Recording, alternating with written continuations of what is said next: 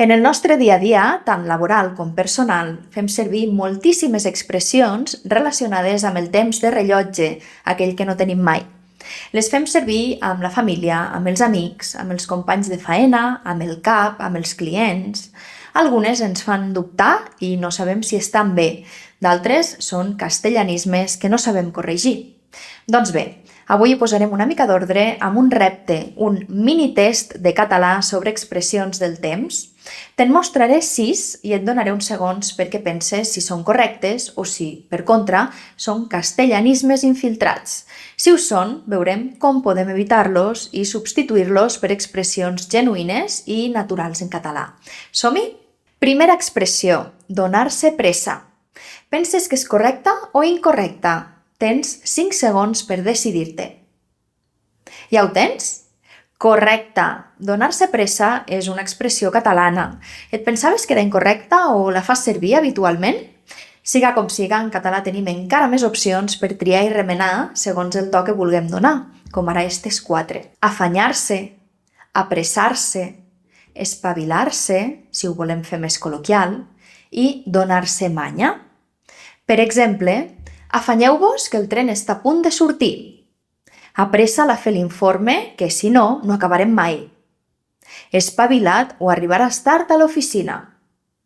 Dona't manya o et quedaràs sense entrades.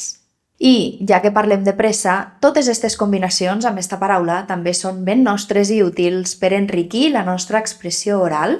Tenir pressa, anar amb pressa i portar pressa i córrer pressa, per dir que una cosa és urgent, entre d'altres. Per cert, l'expressió de pressa, que vol dir ràpidament, s'escriu en 2 paraules, no en una. Compte amb l'ortografia. Continuem. Segona expressió. Enseguida. Correcta o incorrecta? Et dono 5 segons. Incorrecta. Esta és de les que fan més mal, perquè pareix catalana, però és un calc del castellà enseguida. En català, la forma correcta és de seguida, amb la preposició de. I, si volem sonar encara més naturals, segons el context, podem variar amb tot seguit, ara mateix, immediatament o aviat, si no és tan immediat. Tercera expressió, està liat. Què en penses? Està bé o no?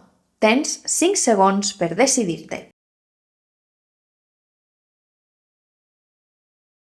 És incorrecta. Està liat s'ha fet tan popular que ja sembla nostre, però no ho és. Pensa que el verb liar no existeix en la nostra llengua, però això ho deixarem per a un altre vídeo. En català, si tens 1000 coses al cap i no dones l'abast, has de fer servir anar de bòlit.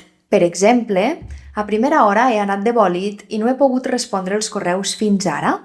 I si vols sonar una mica més formal, pots escollir aquestes altres opcions. Està atrafegat o està enfeinat. Així que si avui vas com una baldufa, recorda, vas de bòlit, no vas liat. Quarta expressió, tirar-se el temps a sobre.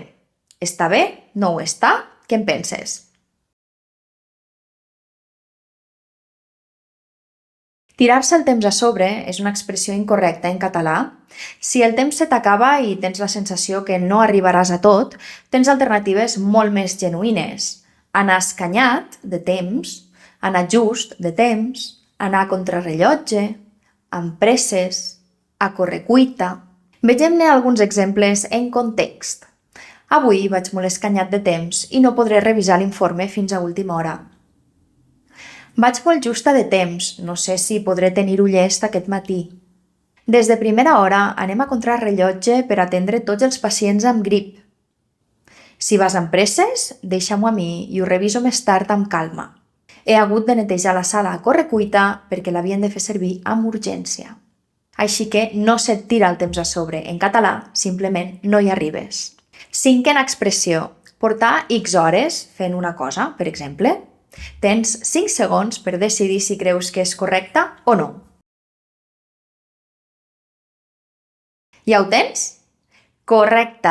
Esta expressió és tan nova que encara fa dubtar molta gent, però és totalment vàlida. L'estructura portar o dur, més gerundi, descriu una acció prolongada en el temps. Porto tota la tarda esperant-te. Duc tot el matí buscant les claus.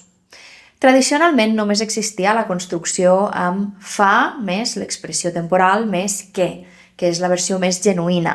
Per exemple, fa 2 dies que espero, que seria el mateix que porto 2 dies esperant. Actualment, però, les dues formes s'accepten i conviuen perfectament, ens agrade o no. I sisena i última expressió, no dona temps. Què me'n dius d'esta? La fas servir? Penses que és correcta o no? Aprofita els 5 segons per decidir-te. És incorrecta. Este és un dels calcs més comuns del castellà no me da tiempo. En català, el temps no el dona ningú, simplement el tens o no el tens. Les formes correctes són no tenir temps, no haver-hi temps, i no et deixes la partícula i, recorda que el verb és haver-hi, o no arribar-hi a temps. Te les poso en context perquè ho veges més clar. Encara no he tingut temps de revisar totes les incidències. No hi ha temps per organitzar una reunió ara, coordineu-ho directament per correu. Han demanat el canvi massa tard i no hi arribarem a temps. Així, sí. I aquí acaba el minitest d'avui. Espero que t'hagi semblat útil i entretingut i que t'hagi ajudat a detectar estos castellanismes que, com el temps, passen volant.